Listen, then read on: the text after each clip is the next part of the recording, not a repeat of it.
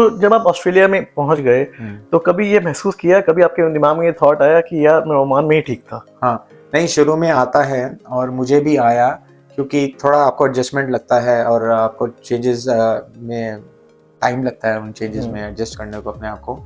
और work culture भी different है, तो और सैलरी भी कभी लगता था कि यार वहाँ ही अच्छी सैलरी थी, वहाँ सेविंग हो जाती थी ज़्यादा, भी टैक्स नहीं था, ऑस्ट्रेलिया में टैक्स है। तो डेफिनेटली ऐसे टाइम आया कि मैंने बोला करते हैं, but it's good that I did not go back during that time, क्योंकि फिर मैं यहाँ नहीं रहता तो यहाँ जो मैंने करा है अपनी जॉब में, मैंने एक्सपीरियंस गेन करा है, ऑस्ट्रेलियन वर्क एक्सपीरियंस, प्लस मैं सिटीजन बना और मैंने अपना घर भी लिया, तो वो सब अचीव नहीं होता है। तो क्या फ़र्क है एक ऑस्ट्रेलिया के अंदर लाइफ और ओमान की लाइफ के अंदर?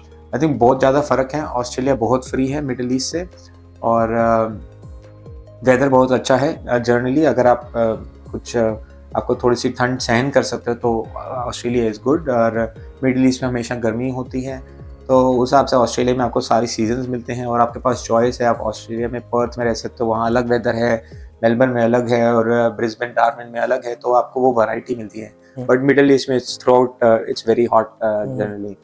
तो हाँ, ऑस्ट्रेलिया उस हिसाब से अच्छा है। आपने फिर भी मेरे सवाल का आपने जवाब नहीं दिया। क्या कभी ये सेल्फ डाउट किया आपने कि ऑस्ट्रेलिया में आने के बाद आपने ओमान में रहना चाहिए था या नहीं? हाँ, नहीं, जब ऑस्ट्रेलिया में आप कुछ ट्राई करते हो, जैसे जॉब्स के लिए ट्राई करते हो आप, तो आपको लगता है यार कि आपके साथ डिस्क्रिमिनेशन हो रहा है या कुछ हो रहा है, आपको क्यों नहीं मिल रही। जब इंडिया और ओमान में या कहीं और होते तो आपको मिलता, आप कंसिडर करे जाते हो किसी भी जॉब के लिए। बट ऑस्ट्रेलिया में फीलिंग आई थी कि थोड़ी डिस्क्रिमिनेशन हो रही, फिर लगा कि शायद ओमान में होते तो ना होता। बट फिर वो एक फेज था, वो पास हो गया, फिर जॉब मिल गई, फिर वो जो फीलिंग थी डिस्क्रिमिनेशन की थोड़ी कम होती है कि नहीं ऐसा नहीं है। या जैसे ही आपको ऑस्ट्रेलियन एक्सपीरियंस हो जाता है, आप और जॉब्स के लिए एक्सेप्टेबल हो जाते हो।